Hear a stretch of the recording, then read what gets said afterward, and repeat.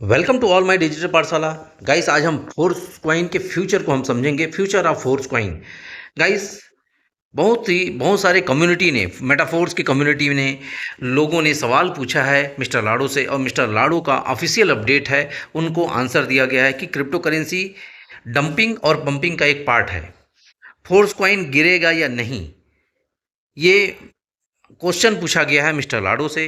इस प्रेजेंटेशन के माध्यम से हम समझेंगे कि फोर्स कॉइन गिर सकता है या नहीं, मिस्टर लाड़ो के ऑफिशियल अपडेट के माध्यम से। आगे चलते हैं हम अगर बात करें, बिटकॉइन क्रिप्टो करेंसी की दुनिया में एक मदर करेंसी माना जाता है। आज बिटकॉइन को भी देखेंगे तो बहुत ही डंपिंग और पंपिंग को मार्केट को देखते हुए आगे बढ़ा। कई बार मार्केट गिरा। 2015 की बात करें, 2016 की बात करें तो मार्केट गिर चुका था।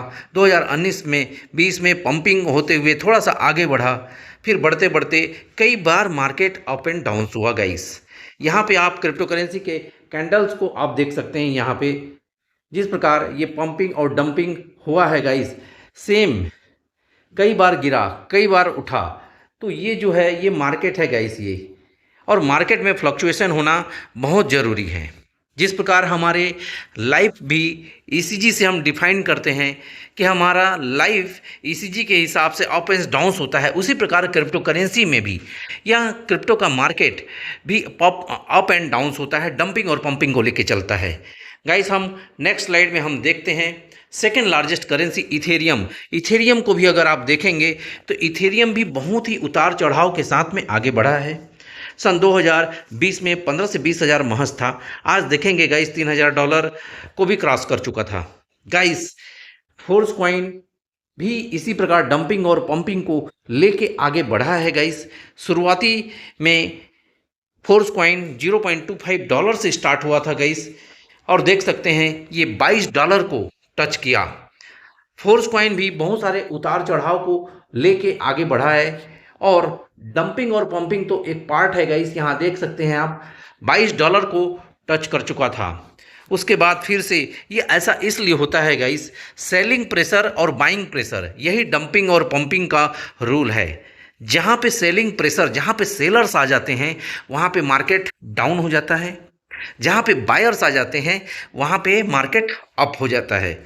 जब इकोसिस्टम में अगर मजबूती होगी, अगर सिस्टम में मजबूती होगा, इकोसिस्टम में अगर पावर होगा, जिस कॉइन के पीछे में बहुत सारे प्रोजेक्ट्स होते हैं, उसका वैल्यू जो है इकोसिस्टम बना रहता है। डंपिंग और पंपिंग तो होगा ही, लेकिन गाइस अगर उस कॉइन के पीछे में प्रोजेक्ट, जिस प्रकार फोर्स कॉइन के पीछे में बहुत सारे प्रोजेक्ट हैं, आप देख सकते हैं यहाँ पे फोर्स कॉइन के पीछे में बहुत सारे ये प्रोजेक्ट बने हुए हैं।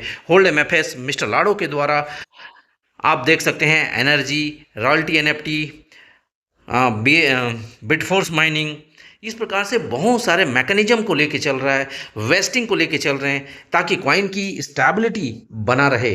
गाइस, किसी कॉइन के पीछे में अगर प्रोजेक्ट है तो 100% उसकी स्टेबिलिटी जो है वो बना रहता है। आगे हम नेक्स्ट स्लाइड में देखते हैं, मिस्टर लाड़ो के द्वारा को पूछा गया प्रश्न, कम्युनिटी के द्वारा मिस्टर लाड़ो को ये क्वेश्चन पूछा गया है कि डेक्स आने के बाद में, डेक्स में एमएफएस जारी करने के बाद क्या हमारे कॉइन की कीमत में गिरावट संभव है? क्या हमारे पास इतनी बड़ी गिरावट से बचने की कोई योजना है? यह सवाल कम्युनिटी के द्वारा पूछा गया है मिस्टर लाड़ो को। तो हम इसके आंसर को देखते हैं, मिस्टर लाड़ो का आंसर क्या है। गाइस, हाँ, बेशक डंप संभव है। मिस्टर लाड़ो ने आंसर दिया उनके क्वेश्चन का, हाँ बेशक डंप संभव है, और हमारे पास फोर्स कॉइन की सुरक्षा के लिए एक योजना भी है।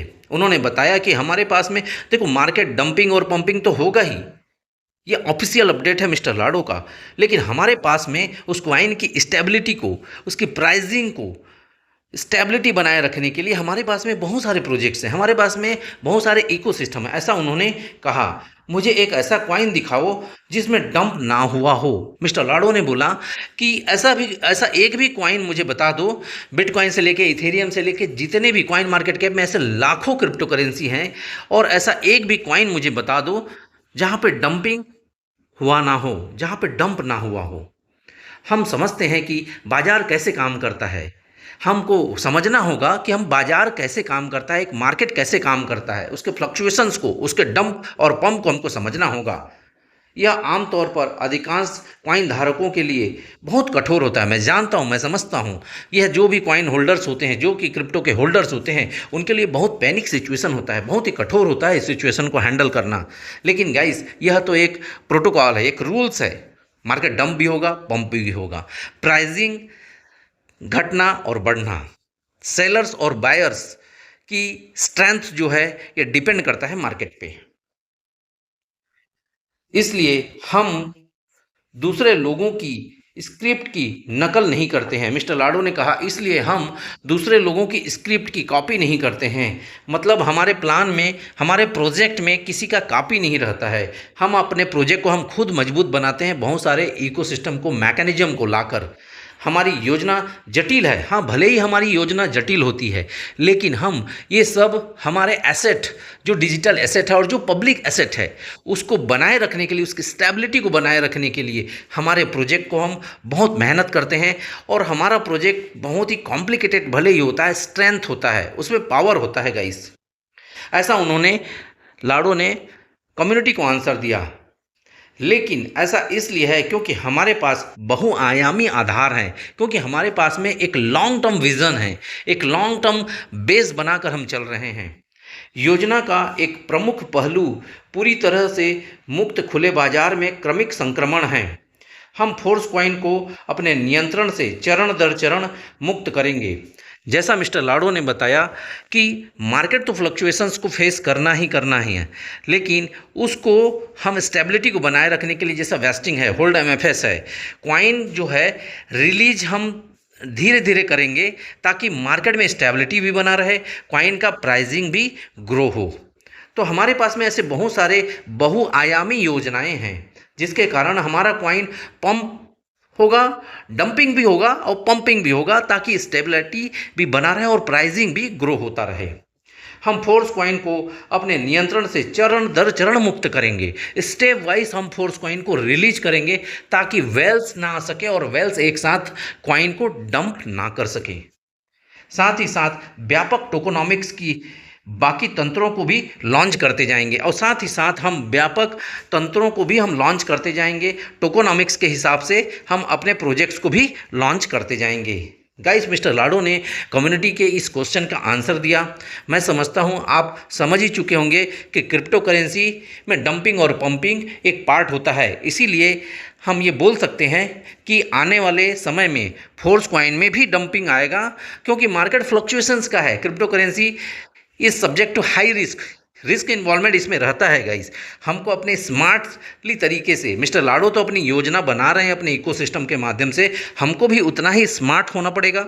ऑफिशियल अपडेट्स, मिस्टर लाडो के एक एक ऑफिशियल अपडेट्स को रीड करना पड़ेगा।